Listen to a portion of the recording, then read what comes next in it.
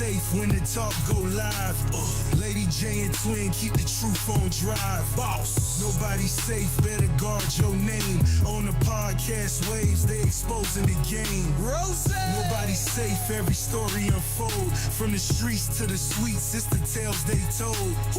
Nobody safe, no filter, no breaks. If you tune into the show, better pray it don't shake.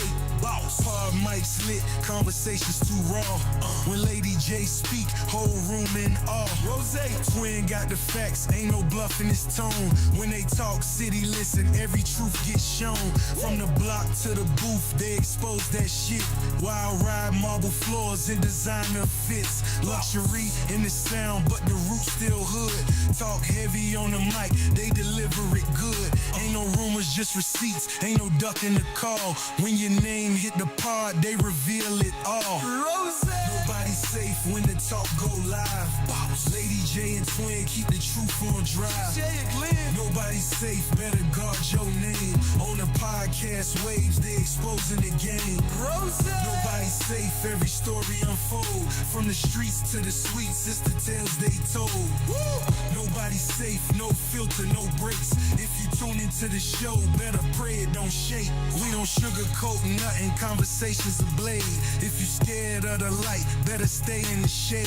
Call it hood meets luxury, truth with style. This the type of podcast make them run that mile. We gon' laugh, we gon' curse, we gon' spill that tea. From the bougie to the block, nothing safe with me. Yachts parked outside while the mics ignite. This the sound of the streets when it blend with life. We ain't holding back, not today, not ever. You can hide in the dark, but the pod too clever. Names get called and the truth's too loud. Nobody safe when we talk to the crowd. Boss. Nobody safe when the talk go live. Right. Lady J and Twin keep the truth on drive. Boss. Nobody safe, better guard your name. On the podcast waves, they exposing the game. Nobody safe, every story unfold. From the streets to the suites, it's the tales they told. Nobody safe, no filter, no breaks. If you tune into the show, better pray it don't shake. Boss.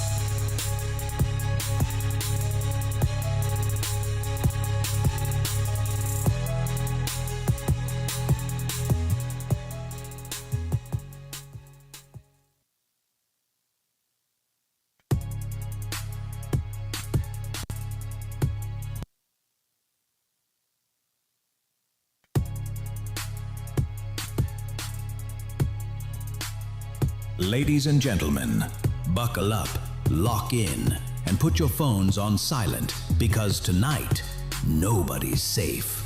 We've got a man in the building who went from bars on the mic to bars on the big screen. A man who took his hustle from the booth to the block to the big lights of Hollywood. You've seen him shake the game in The Breaking Point. You've seen him get raw in Get Active, flip the script in The Turnaround.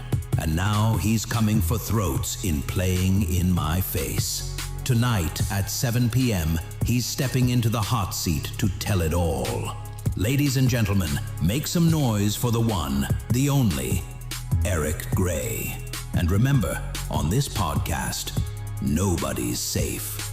Before the cameras roll, before the confessions spill, and before the truth hits harder than the streets themselves, we need to introduce the two voices that keep the city talking. The duo that turns every episode into a moment. Lady J and Twin of the Nobody's Safe podcast.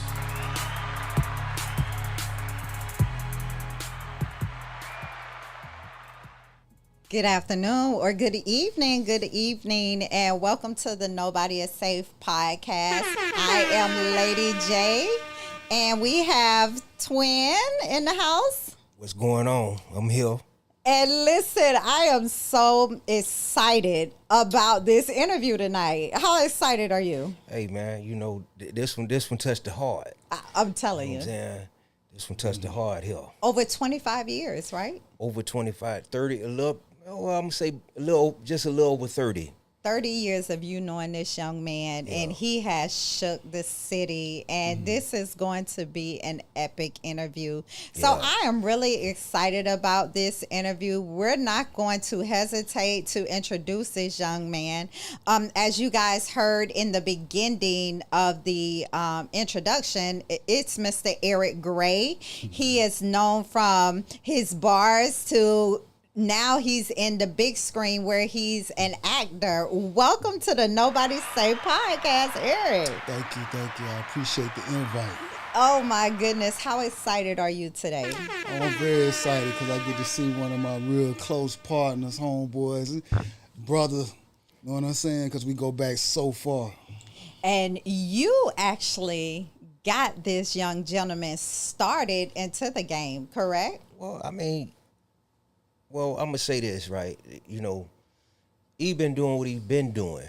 You know, I just seen the rawness, the talent. You know what I'm saying? That him, Bean Pie, and Mr. Miller had, and I'm like, hey man, let's do it. You know what I'm saying? But he already had what he had.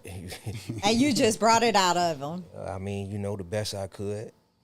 Yeah. Listen, we are going to go ahead and get into this interview because we have a lot of questions to ask you.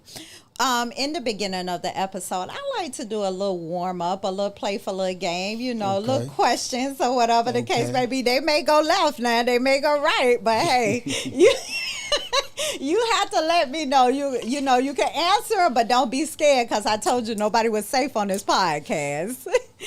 Okay. Hey, Mal, what's up? Okay, so the first question I have to ask you. What's up? 3 answers, okay? You can only answer one. Okay. Single, it's complicated, or married? It's complicated. Okay, it's complicated. Even all right. If you're now. married, it's complicated. Hey, that's true. But hey, you got to be careful with that. It's complicated because now you got these little ladies going to be in your inbox texting you now. It's going to be just as complicated.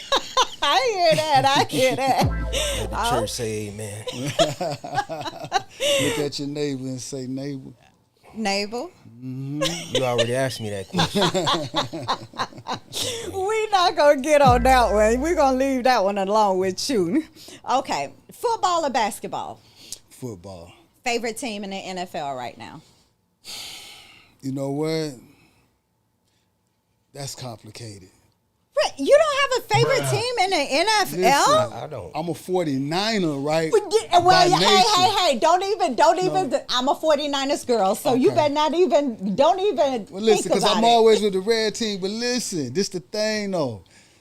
I'm a Buccaneers fan, too, because I got a rep for the state, so that's my state team, Buccaneers. Well, it's crazy because although we're in Florida, I do not like any of the Florida teams. Oh, man. So, don't do that. So 49ers is my favorite team. How did that happen? Oh, I've been a 49ers girl since I was little. When Jerry Rice, O.J. Simpson, all of them, Deion Sanders was there. So I go way, way back with the 49ers. Now, I'm upset that they traded my boy Debo to another team, which was crazy. You know, Christian's trying to do his thing now, but, you know, yet and still, too, I'm a rock with my 49ers. That's what's up. They not doing too bad, but they not doing too good this year. They doing good this year. Yeah, I mean, they're doing okay. We know they can do better. Yeah, So, it's always better. yes, and we have a lot of injuries too. But however, you know, and then this one says you have no favorite football team. Are you serious? No, I ain't got no favorite football team, but it's a couple of them that I do like. I like Kansas City. Boo. I like Baltimore. You know what I'm Okay. saying? You know, and I'm like Mr. Gray here, man. For Florida, I go with the Bucks. You know, I mean, respect that. my second team in the NFL that I'm a really diehard fan of is Detroit Lions. That's my second team. yeah. But last year, they doing all right. You know, but I know last year, the year before that, they couldn't buy a win. Nope. You know what I'm saying? It wasn't last year because Yeah, it wasn't last year, they did their thing last year. yeah, they did Oh, their the year thing before last year. last year, So, it's yeah. like They one of them been, is they like- been getting better and better every year. Yes, yes. Yeah. And I really think that later on in the season, because we still have some time, I think they're going to get even better. Right. I think that we're looking at, I don't know, these teams are unpredictable this year. Nope. Phil in these comments here is where I tell you, be prepared because he's going to do them all night. Okay, so my next question. Okay. Everyone has a funny first job.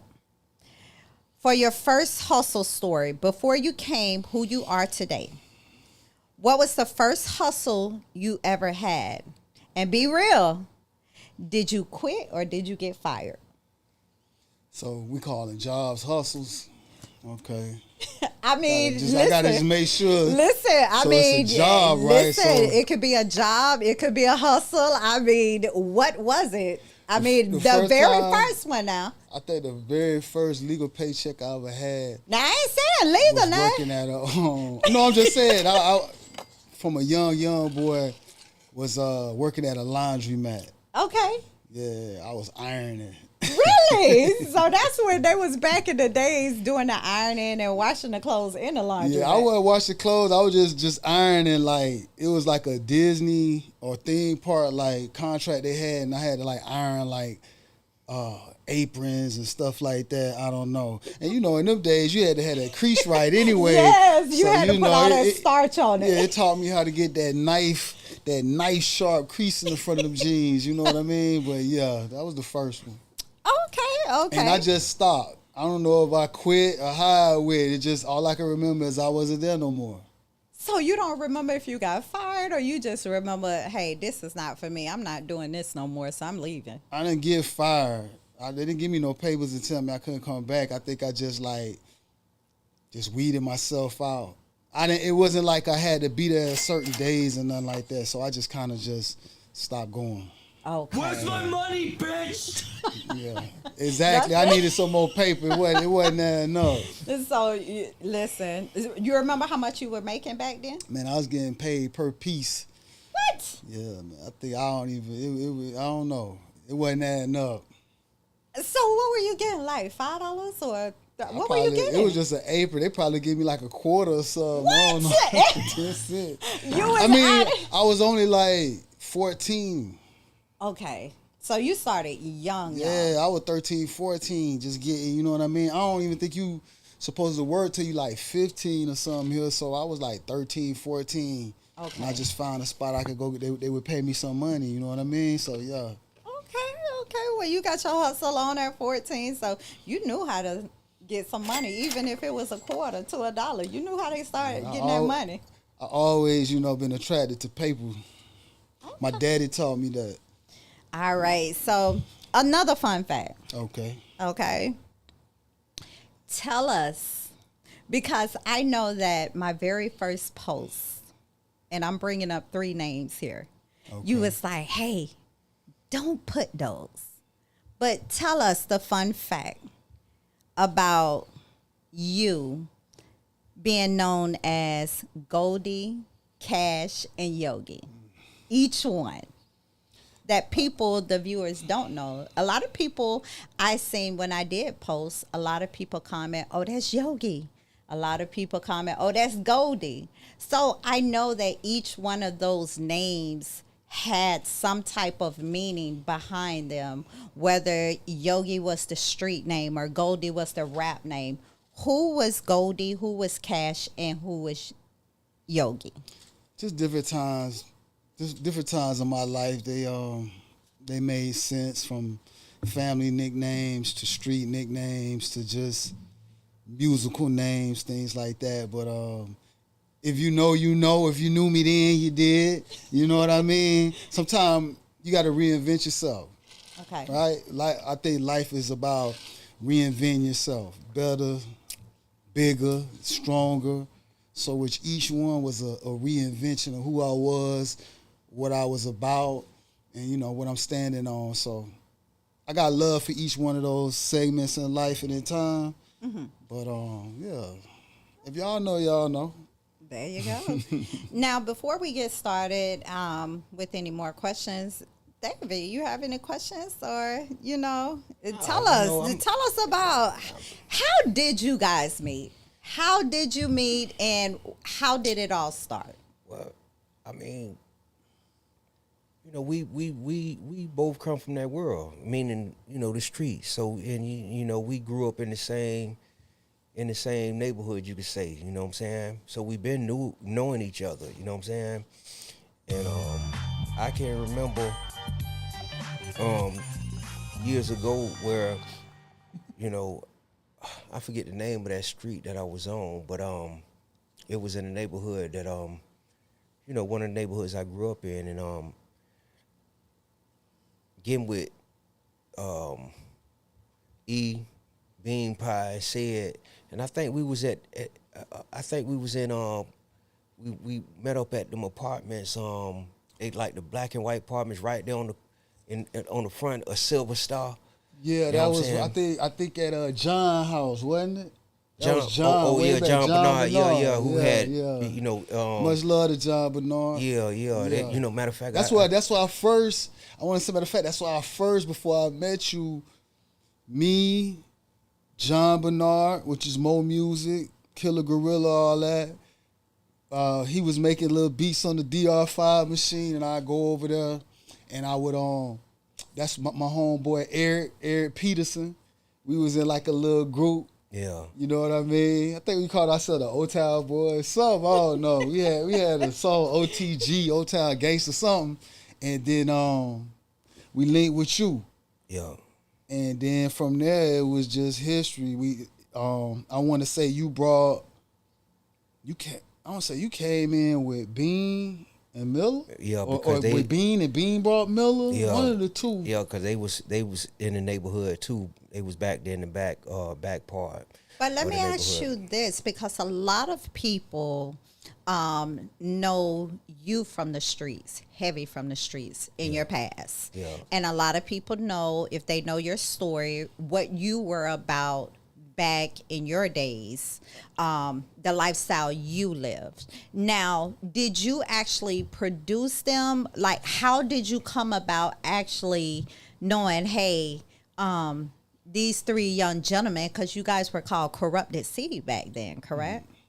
And so when you heard them rapping, and how was it that you were like, hey, let me get them in? It was your studio, correct? That you got them, or did you produce them? Well, and I actually built my own studio, but until I finished mine, we used to go rent studio time, from various studios. Like we used to go to Powerhouse, you remember?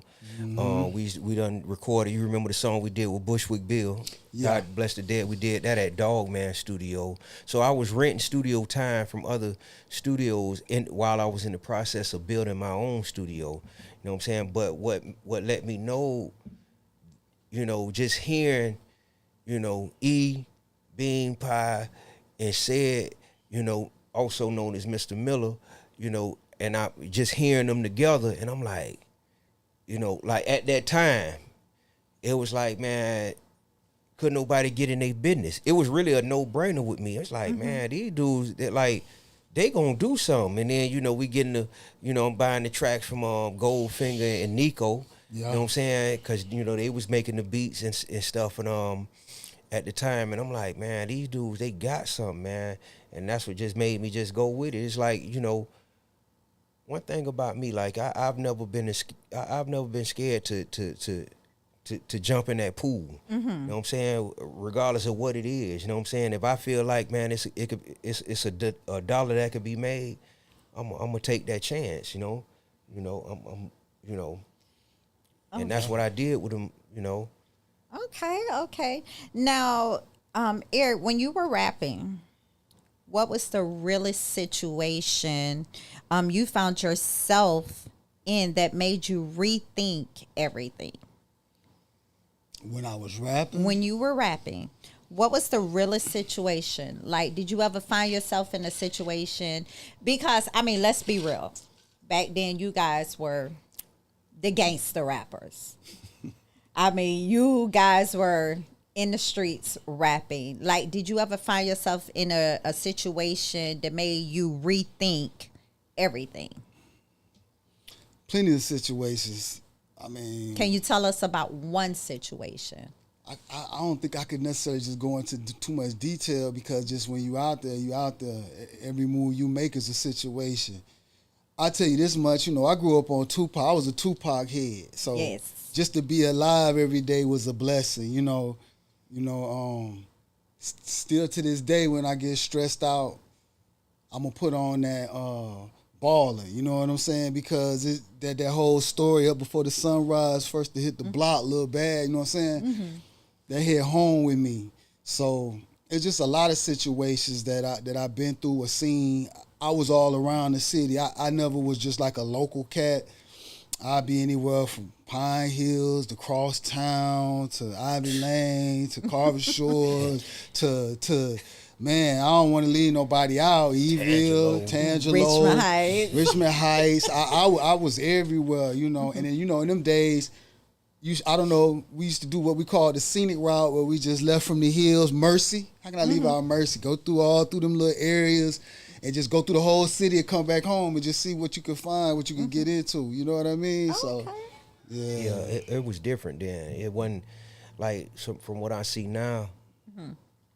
It's kind of segregated now, like, because you got dudes from Mercy, they don't mess with this, this neighborhood, Carver Shore, Richmond Heights, and it's like it was different. Like, back in them days, you can go anywhere. Like when you was cool and motherfuckers knew you, it's like, man, you can go anywhere, man. You ain't have no restrictions. Now, I mean, if you wasn't a certain caliber individual, you couldn't. Right. But if you was known, man, you can go anywhere, and you was gonna get show love. And that is true. That's definitely true. And I never felt like, in my world, I never felt like it was nowhere in the city I couldn't go. Okay. I never was on that type of time. You know what I mean? I always set my own hours. So. Yeah, and I always knew real ones, like my man here, like Twin them. You know what I mean? That's like, if you wasn't around, you just don't understand. Yeah. People got meech and they tell their stories about their world. Well, listen, when my boy get to tell his story one day, people gonna understand. We had our own meech, we had our own. You know what I'm saying? Exactly. BMF, Twin them had had the city on lock. When my dog left, I always say, the cars didn't look the same. The money wasn't the same in the streets. When I came in, I was like 15. We gonna go get us a mouthful of gold. Not no takeouts. Yeah. We gonna lock in. We get first thing, we gonna get us a little whip. We gonna put some rims on it. We gonna paint it. That was the routine. So by the time you 18, if you was making moves, you had a whip. You had some rims, some music, a candy.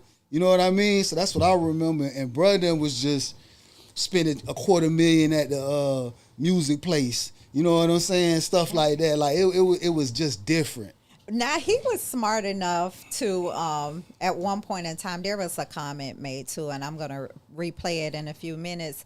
But Twin was smart enough that all the money he was spending in music, of course, he opened up his own music shop, his audio shop at the car wash, and I was working up there, and I seen it all. I seen the guys come up there, put music. Even one of the Corrupt Seed members used to work there in the audio at that point in time. So I remember him coming up there and him working and doing the audio and everything in the music as well. So that was a good thing that I can say that, just like you said, Orlando had its own BMF.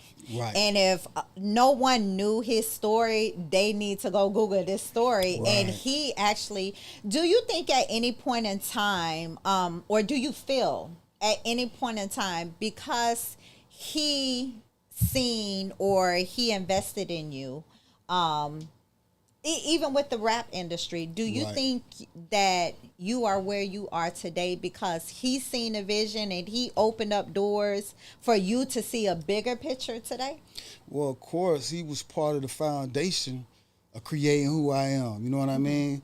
And part of the foundation of let me believe and see what I could aspire to be and have. You know what I mean? Because we were young then. I didn't even know he was as young as he was until later on because how he was moving. You know what I mean? So it was like, but yeah, like definitely he the foundation, man. He gave me my opportunity to really live out this entertainment thing and make this thing really like feasible. You know what I mean? So with him believing in all I remember is, like you say, us meeting that time at that apartment complex, and then after that, it was like we took off. Yeah. We were just in the studio. We had a label. We drop in song after song after song after song after song. You know what I mean? And we just kept going. So D-Rug stated that one of your songs actually influenced. Put that comment back up, Phil. He stated that one of the songs that you guys did, shout out to the Corrupt the Sea, real Orlando OGs in this, not that one. Respect. It was another one. He put up that one of the Ghetto Vacation inspired me 100%. Shit made me get the music on point. Appreciate that. So, and as you know, D-Rug is doing his thing with the music. He did his thing with the music and also with podcasts. I don't know if you know who he is. That name, it sounds so familiar. The Goulash Show. Yeah, the Goulash Show. He has the Goulash Show. Well, I need to tune in then. If I get some inspiration, I'm tuning in, bro. I'm about to start following it. Well, not only that, but he was he does his rap. He did rap as well, and he back in the days as well, and he was an inspiring artist as well, and now he's a podcaster, and he is so funny. He has zero filter. Okay. We had him on one of the shows, the open mic night, so he has zero filters, but he kept us going that whole entire night. But really good guy and everything, so definitely I'm it's about good to tune in know, to yes, that the Ghetto Vacation actually inspired him to, even go harder and harder in the music industry. It's crazy because with him saying that, like when you do entertainment or any of this stuff, you just never know where it goes, who sees it, and what it might inspire. And I mean, you may not have had a lot of fans so that you thought, but it's somebody that you might have inspired to walk in, to take a walk and believe and see some things that they never thought they could do. Just from listening to you. So I appreciate that. It kind of reminds me, the other day somehow I ended up on like a YouTube and I found like a song or somebody had posted. So I was like, let me look in the comments. I'm hearing a guy and he was saying how he won that CD in New York at a carnival. And he was like, that's all he plays, like, just imagine a skinny little white boy playing this in Manhattan, whatever it was. He's like, that's all I played. And it was a couple of his friends like, yeah, that's all we played. And I was like, that's crazy to know it made it to these places. And it's crazy that you say that because all it takes is just one thing. And especially like with TikTok nowadays, they're blowing up songs like crazy. Listen, I sit back and think to myself, right? Had my situation not happened to me, being taken away, and being able to stay out here, for these past 2 decades and some change, and be able to build with my dog, you know what I'm saying? Him, Two-Face, also known as Bean Pie, Mr. Miller. Man, look, man, ain't no question in my mind that we would have been the death row of Orlando or the bad boy of Orlando. You know what I'm saying? That would have been that. You know what I'm saying? But you say that, right? And I'm going to say this. Now, you may agree with me, and you may agree with me, or you two may disagree with me. Although you say that, and that is the most powerful thing you could have said, because it could have been that the death row of Orlando. However, those were not the cards that was supposed to be dealt, because if he would have went that way of rapping, he may not be in the situation he's in today. Oh yeah, most definitely. I agree with that. So the cards had to play out a little agree. different. You get what I'm saying? And I agree with that. When it comes to my situation, because see, you got to understand, sis, I sat down, I had a lot of time to think, right? And although me and my dog, we had a good thing going on, because one thing I would say, out of all the people that I could reflect back on, and it was always a mutual respect, and love with me and E and Bean, and Mr. Miller and all. But you had different elements that had got brought into the picture that threw that balance off. You know what I'm saying? Yeah. That brought, negative vibe. You know what I'm saying? And, I understood, from sitting back looking at things, it helped me too. Not just E, because I see, and I tell my dog all the time, man, I love his elevation, man. I always give my dog credit, man, because one thing about a soldier, man, one king always recognize another king. Exactly. Ain't no one king. Right. You know what I'm saying? Right. And, I just sit back and look at, it's like God had to sit me down somewhere and place me in a position to where I could see all the snakes that was around and remove them so I can go to the next level in life. You know what I'm saying? So you right. I believe you to the fullest. Everything happened for a reason. You know what I'm saying? And now that all them obstacles been removed, and me and my dog, we back in contact, and we doing what we do. All I'm saying is that, hey, you never know. It may be because you have a vision for a movie or biography. Oh yeah, it most may definitely. be. All I'm saying, Listen, it me may and be my a dog, little we done already talked about this behind the scene. He's part of the.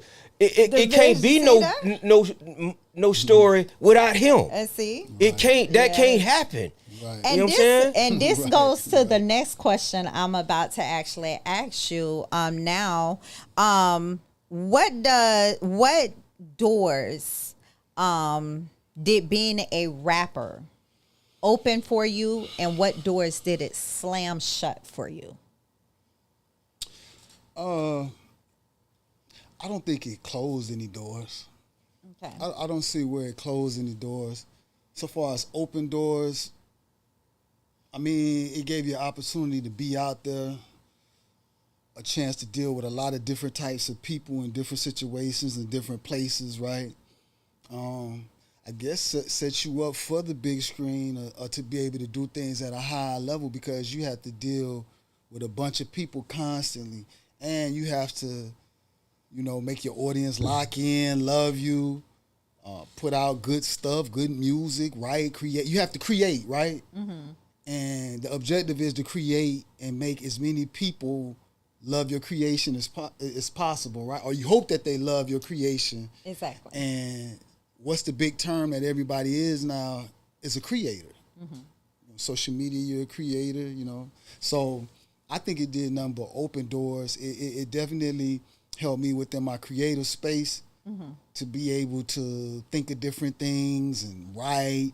And in doing music, depending on what type of rapper you are, in my case, I was more of a storyteller. Okay. You know what I mean? So I can actually bring those stories to life. Okay. So I would say positive. Now, are you bringing them life in the movies, or are you still, because I noticed that in a little bit of your movies, you still have the scene where you're rapping some and you're in the studio in some little clips. Well, you talking about get active, gotta be. Yes. All right. So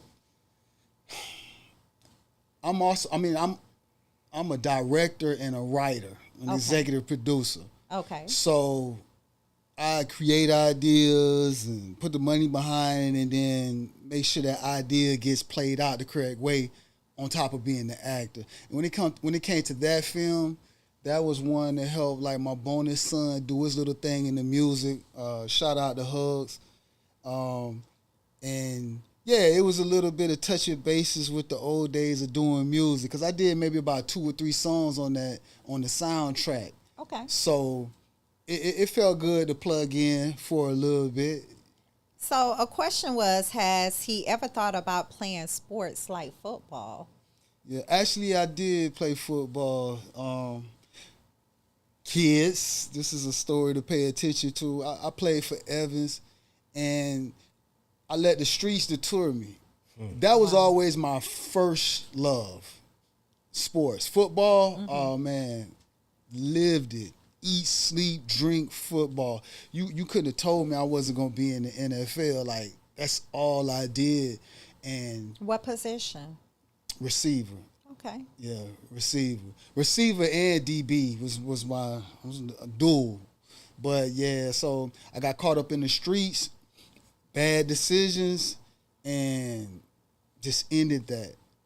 And it's funny how certain questions, or that it leads up to my next question. Okay. So I want you to be real. I need a real moment here with you. Okay. Was the rap game something that you chose, or did the streets choose you first?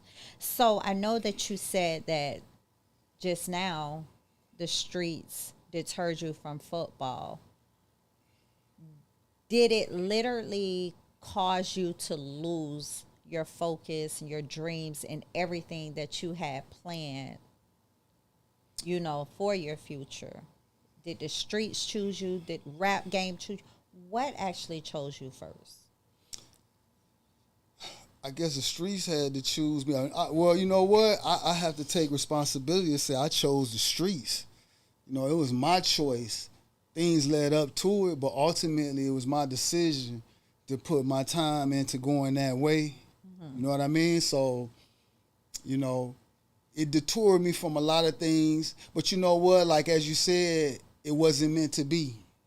First off, just sitting here, being alive, having this conversation is more than anything of what I've become, is to just be alive. Because in those days, I didn't see past 25. Like I said, I'm in Tupac world. We weren't trying to live past 25. So it's like when we got past 25, we get lost because we like, what we doing here? I don't know what I'm supposed to do at this point, because I was supposed to have been dead and gone. Wow. So to still be alive, and now you got to figure out what else you're going to do. Like I say, now you got to reinvent yourself, because, okay, you're still alive. What are you going to do? What's your next position? And that's when we start creating these different characters to move along through life or whatever. But yeah, streets knocked me off of my initial love, but neck and neck with it was entertainment. I always grew up watching movies and TV shows, and I was like, I wonder if I could just be in the back of that movie, and only I knew I was there. That would be everything. I can remember going to the movie theaters and being like, man, if I could just be an extra. And nobody knew I was there, and I was there. I made it. Like, that's everything. So now, I see it so much differently. So, I wanna ask you something though, right? That just brought up a question that I have, right? And before I go into it, I want to also bring up, a lot of people don't know that, my dog, he's also a realtor too. Okay. So it ain't just, from the music to acting, he's also a realtor. But my thing is like, leaving the hip hop world and going into acting, that's not common. You don't see a lot of people do that. You see the few in the past, but you don't see a lot of people do that.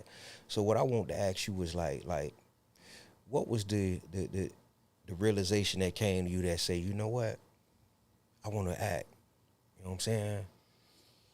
Well, realization, I would say, I always wanted to do it. I think everybody and their mama always wanted to be in a movie or something, right? You want to play, you want to be a professional sports athlete, right? Yeah. And entertainment, music, or movie. Yeah. I think what really hit home to me was I wanted to write. I think it started from thinking about videos with the music, like thinking of like coming up with video ideas. Okay. And then from that point, it's like, man, I think I got some ideas to do some stuff. Like, I want to do a movie. I remember I had a lot of time on my hand at this point. I'm like, I want to do a movie. And I had no idea how you even write a movie. I was like doing it like what you learn in English class. Like, I'm just writing A, this, B, you know what I'm saying, and some crazy stuff. 1, 2. I'm just trying to write an index of how you write. And I never forget. This dude told me, he's like, I know somebody do movies. So I'm like, yeah, I want to send him over the script. I sent it over to him, and he like, what is this? Because I wrote it like an outline. He's like, man, I can't read this. He said, bro, you got to learn how to write a script. It's this means how long it's gonna be. Like, and I'm like, well, how do you do that? And I never forget. That's why I want to say, God is real. Without Yes, God, he we is. can't do anything, That is hands so down, true. because there's so Amen. many. I know people say it, but man, I got so many stories of just proof that it's real. Mm-hmm. Not just being here. Well, yeah, being here a lot of times over and some other things. But I never forget, after having that conversation, and I was at my mother's house, and just randomly, I'm looking through a closet, and it's a book about movies and scripts. Now, I don't know where in the world or who would have brought this book to my mom's house. Oh, wow. Nobody dealt in none of that, period. I never really saw no readers over there. I'm not to be funny, but wasn't nobody reading books. But this book was on the shelf in the closet, little book, but to make a long story short, I ended up linking up with that guy, and he was trying to film something that he was doing, and he gave me an opportunity to be an actor in it. And another thing, I usually people are like, oh, I could do movie, I could act. Just give me an opportunity, I could act. So I was one of them people like, I'm a character. People say I'm a character, I can act.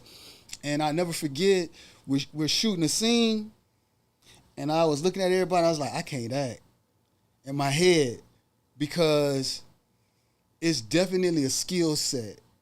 And he would yell cut, and we reshoot, and every time we shoot, I would be a different way, looking a different way, and these people would be doing the exact same things at the exact moment, from head turn to which way they moved. And I was just like, man, I never forget. I'm in my head, I'm like, I'm not ready for this. You had to master the skill. Yeah, I thought I was like, man, I'm holding up the day. So after I talked to one of the guys working on the set, and I was like, hey, man, I want to act. He's like, yeah, he said, everybody say that. I said, no, I seriously do. He said, well, I tell you what, take this class or whatever and give me a call when you do it. Another thing, at this particular time, I had gold teeth in my mouth.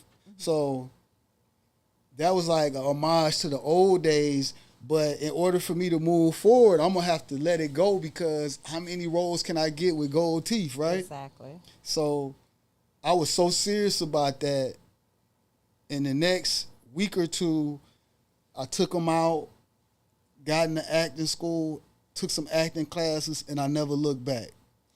So let me ask you this question. I hear you speaking about how you love acting. Then I heard you say something to the nature about how football was a big influence in your life at one point in time. Right. And how you lost your way because of the street. And one thing you mentioned, young people take heed to this, Yeah. Do you ever think about writing a movie about how you lost how football was your big thing in life?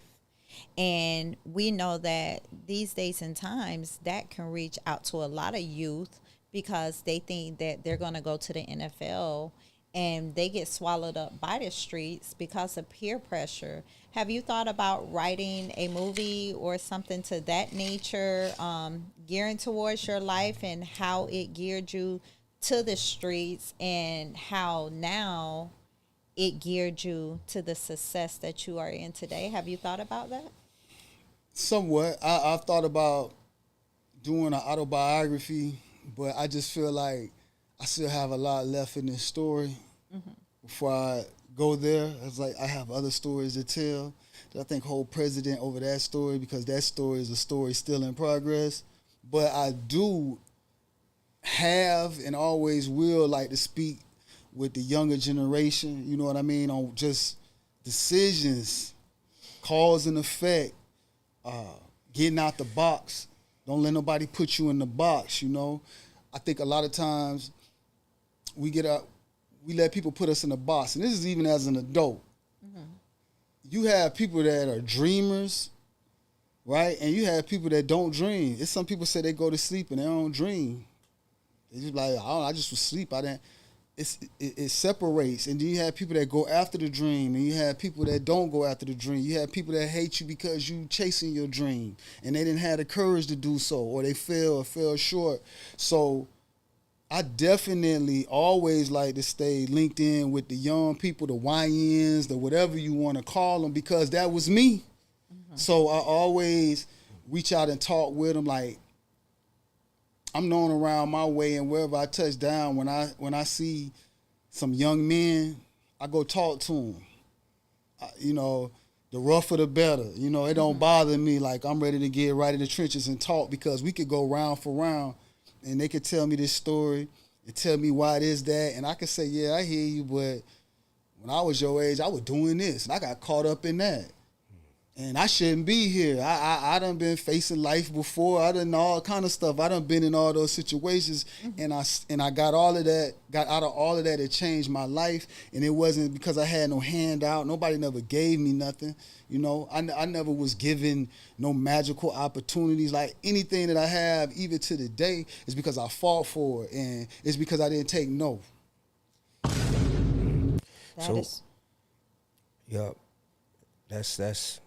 Yeah, that's powerful, though, bro. You know, I got a question though. I want to ask you, like, you know, cause you wrote, of course, you wrote your own music. I know you wrote your own music, and then, you know, you write your own movies and stuff. And I want to ask you, how is the creative shift between writing music and to movies, and how has that liberated you? Good question. The creative shift, I don't feel it's a shift. The way art work in my head is, even like when I wrote music, it just came. Yeah. And it would just be like a faucet, and it would just stay running until I turned it off. Yeah. And that's kind of how I am with writing. Like, when I'm ready to write, I just write. And it may be 2-3 days, and I just write it all out. Like, some people write, come back. I kind of just go. Yeah. Until the end. You know what I mean? So just however long that takes, but I just pour it on paper, because I have, me personally, I have a preponderance of ideas and thoughts and things and different genres of things I like. I mean, I like horror, I like thrillers, I like romance, I like comedy. Yeah.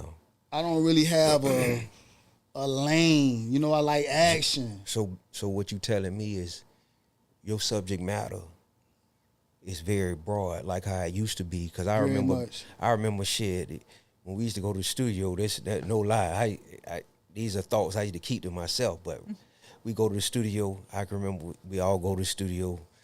You know, I could leave off and go to the liquor store to go buy a couple bottles of Hennessy and come back and the song done. I'm like, damn, how the hell that happened? You know what I'm saying? I just ran down the street and came back. It's a whole song done.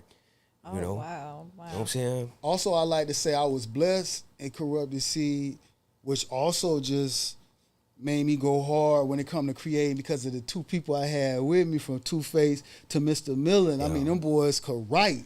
Yeah. I mean, Two-Face he was like a storyteller, and then he had a swag about it. I used to just be like, man, I want to rap like that. And then Mr. Miller, he was just a loose cannon. Yeah, great. He was like on auto repeat, and he would have 30 notebooks wrote. He'd be like, well, I got a song for that, and it all be in his head.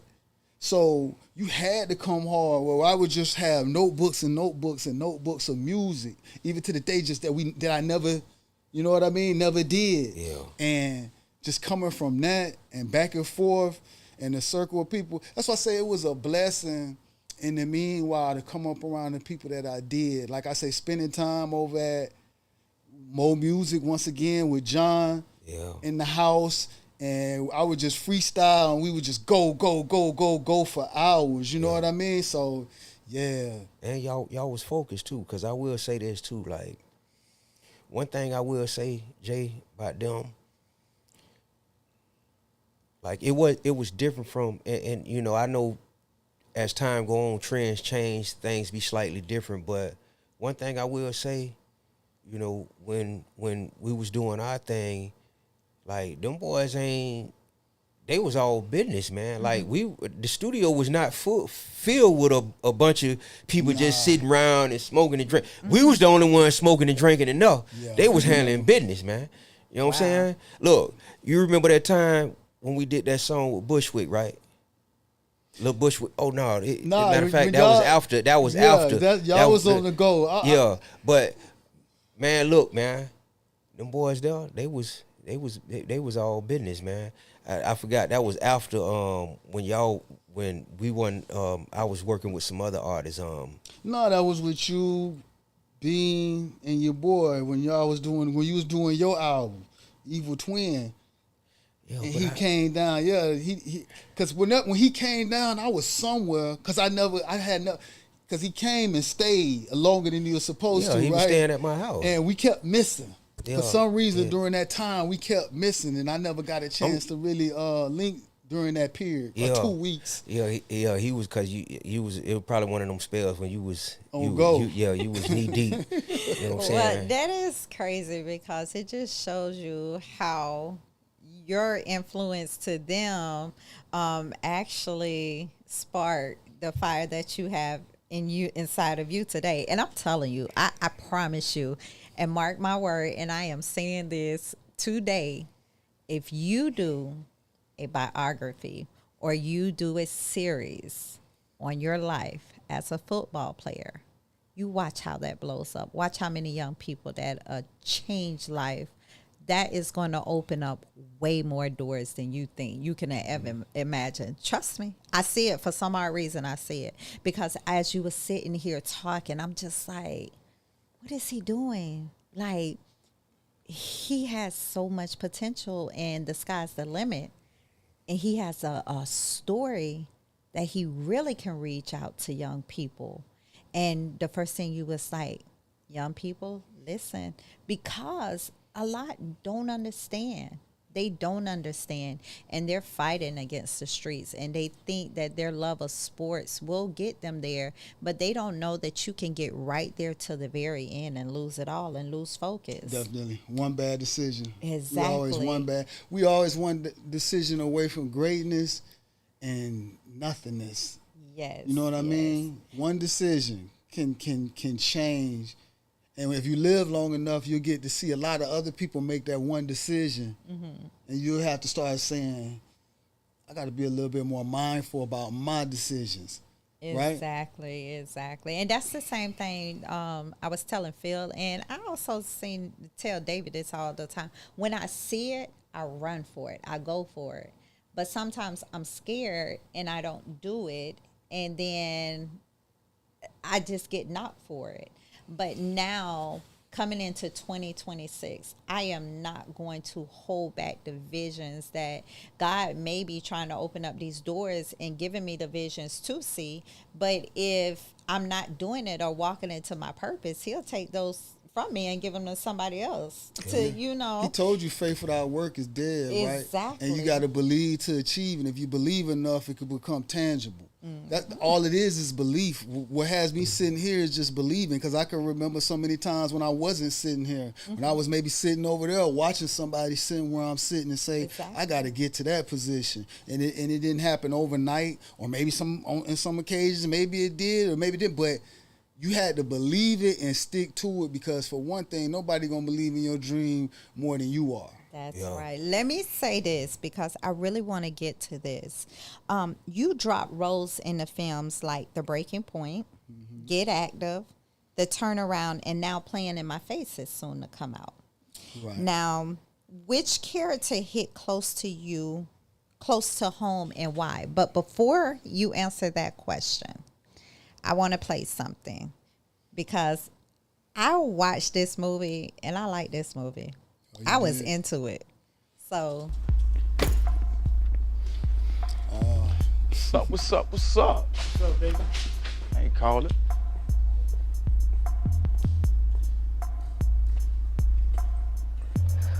See, the auto business got its perks, man. Yeah, something like that. I would tear that ass up. Man, you got that? Why does it always gotta be business, baby? Ain't that how it's supposed to be? Yeah, that it is. Count that, man. It's all there? It's all there. Throwing that shit. Let's get out of here. It ain't even that serious. At least from that dog of yours, all right? Why don't you do it? Hey, you remember Billy from 39th Street? Yeah, what about him? Word is you had him knocked off for a couple of dollars. What if I did? Come on, man. That was my motherfucking father. You know the fucking game, man. It was business, not a person. Yeah, that was business. But this is personal.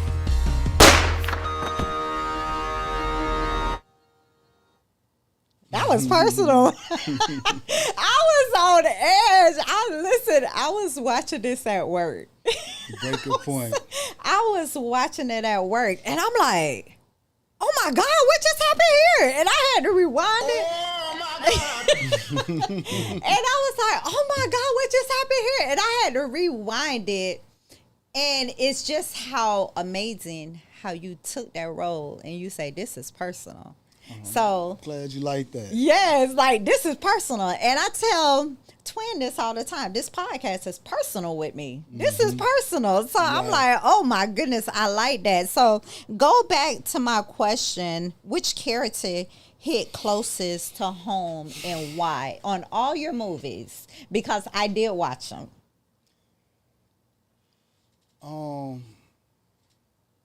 It's probably something you didn't get either. Did you see my horror movie? I didn't see that. I'm scared of a scary movie. So You know how black folks don't like yeah, watching horror. I don't like watching that one. Yeah, I passed on that one.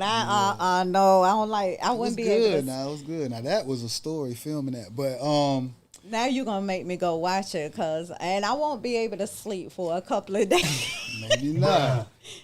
Well, which one?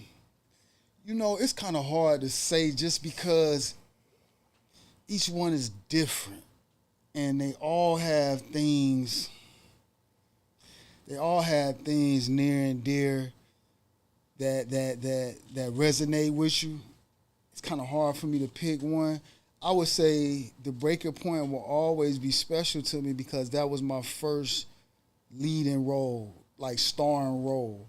Really? And I hadn't started acting maybe a year or two before that, and I would meet people who had been acting years and never had a chance to even speak a line in a movie.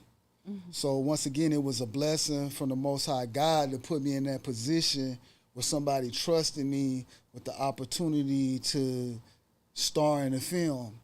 And I gotta, regardless of whatever's going on in life, I gotta always show love to those who put me in position, which was this brother by the name of James Hunter who believed in me. And, you know, it'll always be respect for that. And in doing so, I had an opportunity to create, come up with some of those areas and places and utilize some of the things that I had access to help that film do well. And yeah, that definitely resonates with me. And then I gotta say, of course, I'm gonna always have a special place for Get Active because while I have produced before and written some things, that was the first one where I actually wrote it, executive produced it, directed, casted it, did the artwork, was the lead, did the music. You know what I mean? So it was like hands on, hands on, hands on. And then now, this one playing in my face, this is my baby because it's my first series and it's just a whole different twist. You know what I mean? Like we get used to those street stories. Like some of those are street stories. And listen, life is dynamic like that. You got things that are like edgy street, but then you have your business, right? And you have your love life, and you have all these different things about you that make you, right? You're not one way. And this story is about successful, upscale Black people living their day to day. You know what I mean? So this story, I think, will touch a lot of people. Everybody can watch it. And it's dealing with relationships. And man, I'm just going to be honest with you. If you like messy, this messy. Oh, wow. It's messy. I just had an issue happen to me on yesterday that was messy. I ain't too much of the messy. I used to love messy. But I'm telling you, my attitude now is not set up for messy. Because, boy, look, I be like, okay, like, I had a situation yesterday happen. I'm like, I'm on 10, but let me hang up this phone because you ain't finna be playing in my face like this, bro, for real. Like, See? Yeah, like, for real. Like, you ain't finna play in my face. Like, if that's your wife, you better tell your wife, don't be calling my phone. Yeah, so let's put it out there.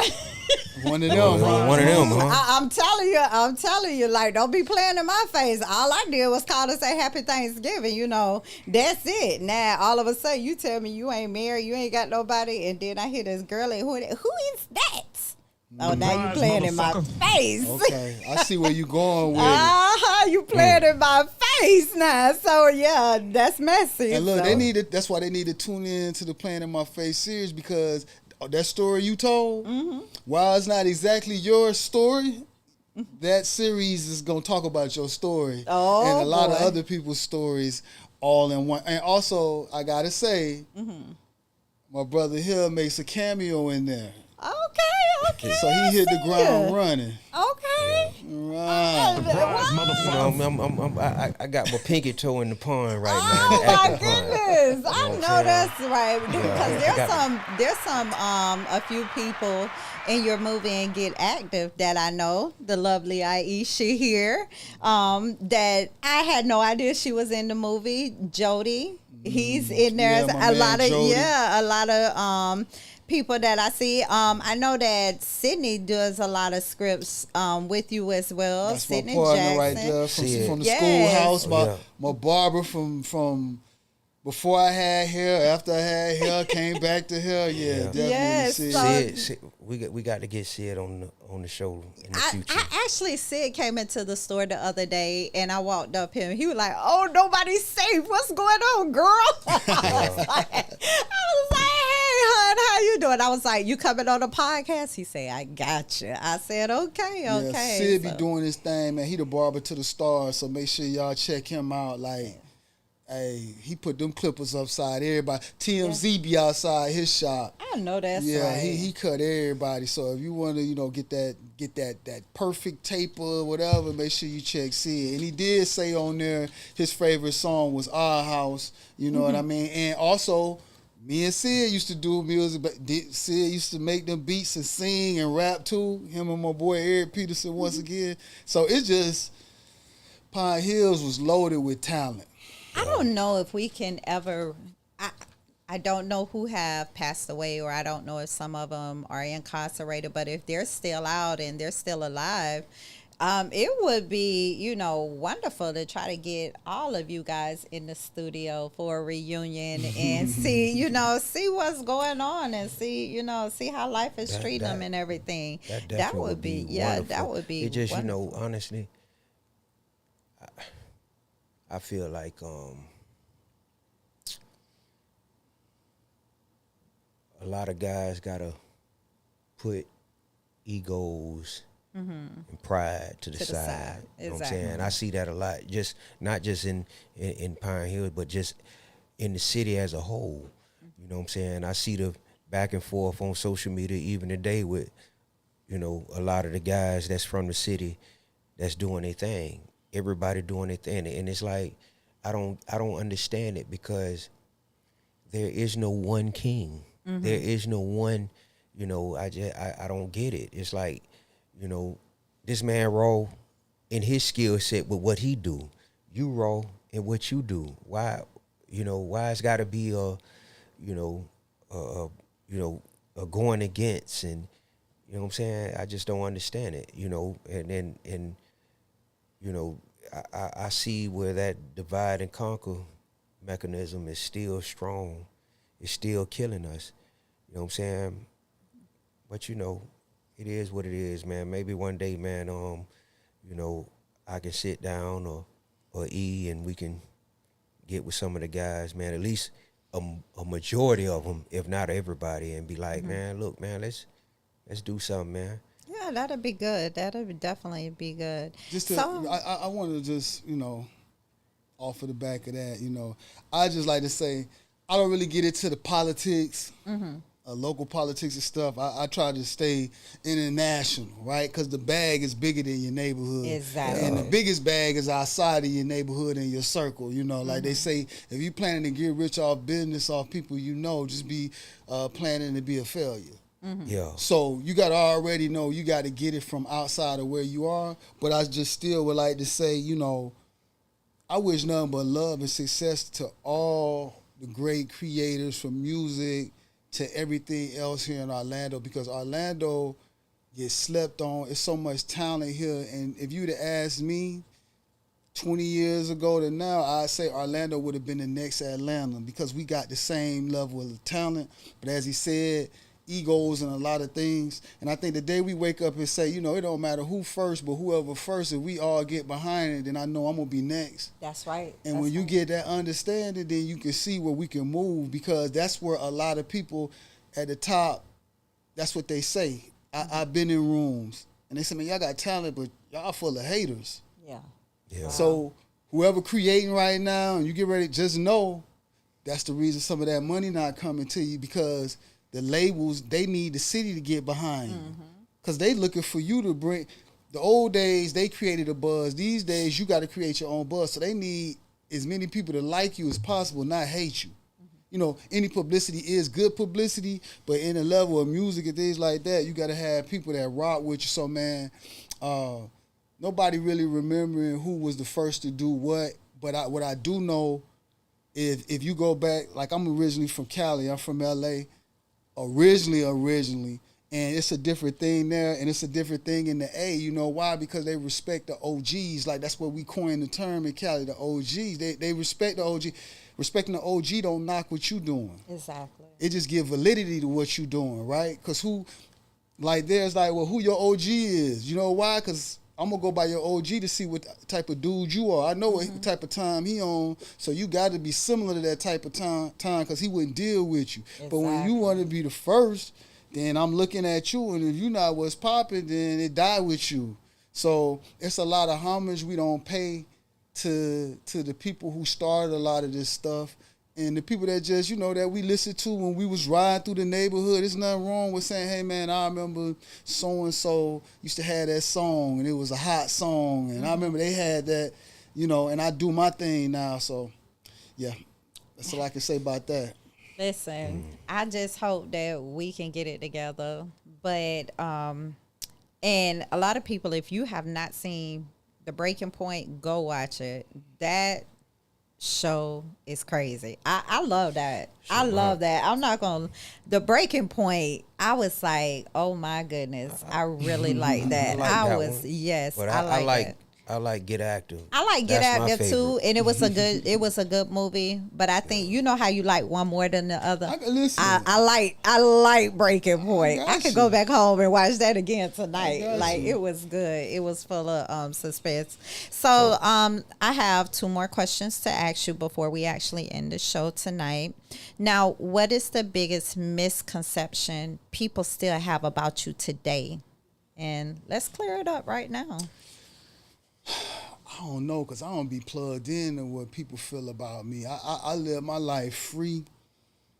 I'm one to tell you, I really don't care if you don't like me. I know that's right. And I don't even try. If you don't like me, cool, do something about it. Or just keep it moving, you know what I mean? But just know who you dealing with, because I'm with all the issue, But at the same time, I don't have none We because ain't trying to No, get no, you no, into the breaking point scene now. I'm just saying, like, I came from the streets. It'll never leave me. That's right. It's in my bone marrow.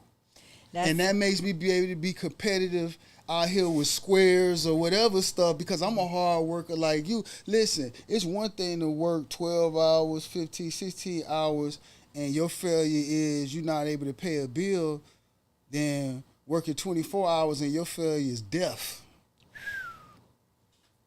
So you're not gonna never be able to outwork me. Wow. You understand what I'm saying? So that's how I am. So in respecting that and knowing that I'm here and I got life and plenty of life to live, yeah, I'm not worried about what people think. You're gonna think what you wanna think. I just know I'm gonna do it this way, and those who vibrate the same way I do are gonna be attracted to it. Those who don't aren't, and I won't miss you. And it was one part in Get Active that you say, I believe it was, I didn't chose the streets, but the streets chose me. Right. So you just say you steal from the streets. And just like you say, that street part will never come out of you. It's a good thing, and it's also can be a damaging thing. But I think in your case, it is an excellent thing because although the streets did choose you, you're turning it around for the better. Correct. And look what you're doing. Correct. Because just because the street chose you don't mean you have to live that lifestyle. Right. You can still have that street mentality, but you can switch it up and make it work for you and make you a millionaire as on top of that. Well, the streets chose me, but the streets can't tell me what story to tell. So, yeah, while I'm from the streets, but my thing is I'm gonna tell you how the streets were and how other people that, like, the story usually always about the dude that's still stuck dealing drugs or the girl that's, promiscuous or something like that. But it's a lot of other stories. What about the story about the guy that changed his life and he can't get a job because he got a felony on his record and he just want to take care of his family and he just want to work. Mm-hmm. He not dealing with nothing. He just want to work. And how it's not working and it's keep pushing him to have to go back to the street and he fighting not to go. And that's one of the biggest fights that it is to fight. And that's why, I applaud the brothers who stayed in the fight till they got to the point to where they did get the job. Mm-hmm. Because it's not easy because a lot of stuff, once you do get in the street, and I mean, if you get in the street, not you was playing and you never really, and your parents had money and you in the street, that's not the street. To me, mm-hmm. I'm talking about when that's all you had, right? Mm-hmm. So coming out of that and staying solid and being able to take care of your kids, and because that's number one, to be able to take care of your kids and family, right? When that's another thing that changed me and my decisions was I had a child. My oldest daughter, and it was like either I never want to, we watch these movies and I never want my kid to have that story about the dad got killed or he in prison and you coming to visit me, and I had too many friends living that on all sides. I just never wanted to be him, right? Not that him. So for me to get my life together, and like I say, when I want to talk to the young boys, it wasn't easy. Man, there's so many times I could think about when I took myself out of that lifestyle and how I had to go backwards from having all the money and opportunity to having nothing and people thinking you still move a certain type of way, and you got to decide, am I going to fall victim to doing what people think I should be doing, or I'm going to work this out and make it work living this other life. You know what I mean? Because, you get that free money. You can buy all the jewelry, the cars, and all this kind of stuff. And you don't got to be nowhere. Now you got to be somewhere. Somebody got to tell you what to do, and you still not making a quarter of what you had. And now people looking at you crazy, and they like, man, he used to. Mm-hmm. And a lot of people fall victim to that, and they end up going backwards and getting killed or going back to prison. You get what I'm saying? I've been here long enough to watch a lot of my friends go the wrong way. And a lot of my friends say, well, bruh, how you do? Man, I ain't like you. And I'm like, you are like me, bro. You just got to lock in. Yeah. We take so many penitentiary chances doing negative stuff for small rewards, but then we be scared to take way smaller chances for bigger rewards. And that's why I feel like what I would like to do, especially with the youth, somebody got to give them the truth, which is when I'm growing up and I'm watching my mom and dad maybe work and we living in a certain type of area, the person who had the best things, the best cars, the best whatever was the drug dealers, right? Mm-hmm. So your mom telling you don't do that, don't do this, but then you looking at your mom or your pop and you like, man, I see you work hard every day. We don't got much of nothing. So why would I follow what you telling me? Exactly. We struggling. Exactly. But this dude over here doing this. See, that's a trick. You know why? Because you only seeing your circle or your square.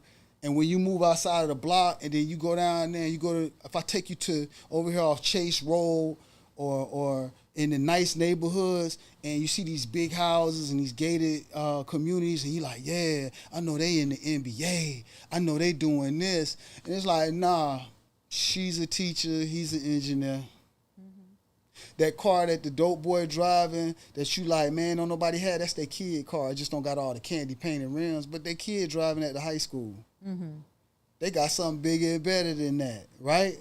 Because the dope boy pulling up next to you still most of the time. Let's see on a certain level. So what that mean? I could have put in 2 to 4 years, got a degree, ain't risk being dead, and live over here in my dream house, or I'm out here hustling all day and night just to get the car that they kid got and show out and be killed. Not only dead, but also jeopardizing your freedom and losing everything behind it, and you know, risking yourself to be in prison sometime for life. You know, so what you said was really, really powerful, and that goes back to me telling you about that thing I'm seeing, but you gonna get it.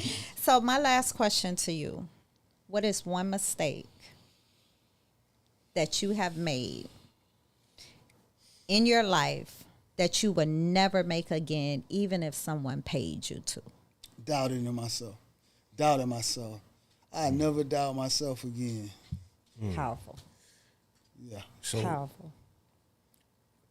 I just got one more question for him, right? Looking ahead, what does success look like for Erik Gray in the next 5 years? Doing the ability to do whatever my kids want that makes them happy. For me, that's success. It's not even about what I can do for myself. It's just to be able to give them the opportunity to dream, to believe, and not worry about money issues, things like that, right? Where they could just worry about whatever craft it is, whatever it is that they believe that they were put here to do, to be able to do that. And the icing on the cake is to just never have to worry about clocking in on nobody else's time. Just always being on my time, which is up under God's time. Yeah. Amen. Most Amen. definitely. But did the girls make the flag football team? Oh, well, my daughter. Yes. So my daughter, last year, she was the only girl that tried out, and she made it, which I love because she was watching her little brother play, and it inspired her. And they got me into coaching. It's like I did this whole coaching tenure. and mind you, I did take them undefeated, and we won the championship. Okay, but coach. she tried out for her middle school last year, and they did good. And then her and my son tried out for the middle school this year, and I got to drop a video because they went undefeated and won the championship for the first time. That's what's up. So Congratulations definitely, to them. East Ridge Middle. Yes, congratulations. See, you didn't think I knew about that. See y'all did that. See, I told you nobody was safe. I have it all, honey. Okay, well, listen, it has been a pleasure tuning in with you and and doing this interview with you. I thank you 100% for coming out, taking the time out your busy schedule to sit down with Twin and myself, just to talk about what you have going on, your projects and everything. Now, would you like to say anything to the audience before we end the show tonight? Let them know anything that you would like them to know, and stay tuned for whatever projects you have coming up, and, you know, do your channels and whatever you would like to say. Definitely. First off, make sure y'all check out Playing in My Face. The series is coming next year. I'm telling y'all, lock in. Y'all gonna love this. Also, follow that Playing in My Face page so y'all can see updates and behind the scene things, so you can follow along. Once again, that's Playing in My Face. Erik Graves, Playing in My Face. If you haven't saw Get Active, definitely check in on Get Active. It did on Tubi. Tubi's got 91 million viewers. It was on the most popular list for a month and a half. So that being out of all those movies, we were in the top 10. Also, I want to give a shout out to some other creators that are in the city that are trying to do their thing. I got to show love to my man Ruff, OUC Films, and they doing that thing. And his movie Levels, which also did his thing. Y'all check that out. We got Loud Game. Who am I leaving somebody out? Troy. Oh, and a special shout out to some of the people that's been part of this, helping me build, and I mean really, really helping me build and locked in. I truly, truly appreciate y'all giving me time, because there's nothing more valuable than your time, because that's the one thing you can't get back. So, Troy D. Williams, I love you, brother. You always come in and hold it down. You gotta have it. I want to give another shout out to Monique Wilburn. You rock with me. You always hold it down. I appreciate you. I want to give a shout out to my man, David Smith. I appreciate you. No, I'm sorry. Listen, I'm messing up. Let me give a shout out to David Crandall. I'm sorry about that. Also, Essex, nothing but love for you too, Essex. Who I left out? Oh, Melissa Holmes. Also, I got to give a shout out to you. My man, Donald Smith. He always come, show up, and show out. His series was killing it. Line them up. Y'all check that out. Everything. Who else? Somebody else I got to thank, because a lot of times we don't show love, but we don't talk about all those people that made it possible for us to do whatever it is that we're doing. Donna for Films. I got to give a shout out to my kids. Shy, Brianna, Ziera, Xavier, love y'all. And my man David. And much love, rest in peace to my man Daryl. I gave him a shout out in the movie credits. Get Active, you know what I'm saying? Yeah. And I just want to say nothing but love. Is anybody else I left out? Please let me know. Yes, the person that's holding this camera. And I'm sorry. William Roebuck, I got to give you a shout out. And Aisha Bristol, nothing but love. That's definitely, oh man, she hold it down for me and make things do what they need to do. Because there'd be a lot going on, and she keep everything locked in for me. So nothing but love to you. Well, listen, thank you so much for joining the Nobody Safe podcast page. We are looking forward to hopefully bringing you back on the show after Playing in My Face has aired, or right before it airs, so we can get like some snips of it. And when do you think it's coming out? I can't necessarily say, but it should be out by the summer. Okay. Or right before the summer. Make sure y'all show that graphic, that cover, so they know to lock in with me. Okay. So we're gonna go ahead and we're gonna keep up with you, and we're gonna make sure that you come back to the podcast page. Definitely.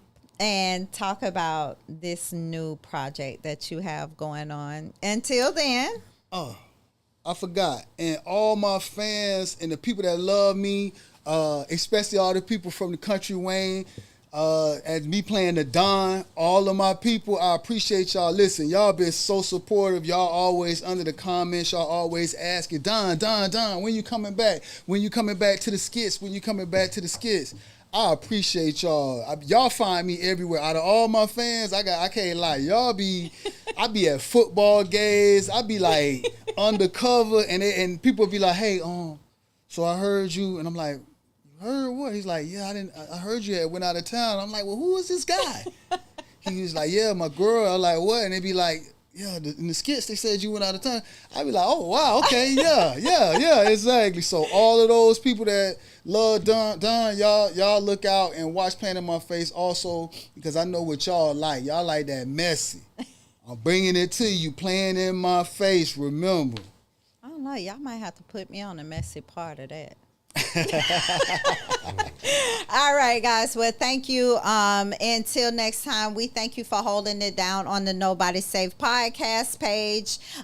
We will definitely let you know what our next show is. Until then, stay tuned to the Nobody Safe podcast page over on YouTube, Facebook, and Instagram. Twin, go ahead and take it out. Man, you know I'm a Russell Simmons that joke, man. Thank you for coming out. Good night. We ain't holding back, not today, not ever. You can hide in the dark, but the pod too clever. Names get called and the truth's too loud. Nobody safe when we talk to the crowd. Boss. Nobody safe when the talk go live. Right. Lady J and Twin keep the truth on drive. Boss. Nobody safe, better guard your name. On the podcast waves, they exposing the game. Nobody safe, every story unfold. From the streets to the sweets, it's the tales they told. Woo. Nobody safe, no filter, no breaks. If you tune into the show,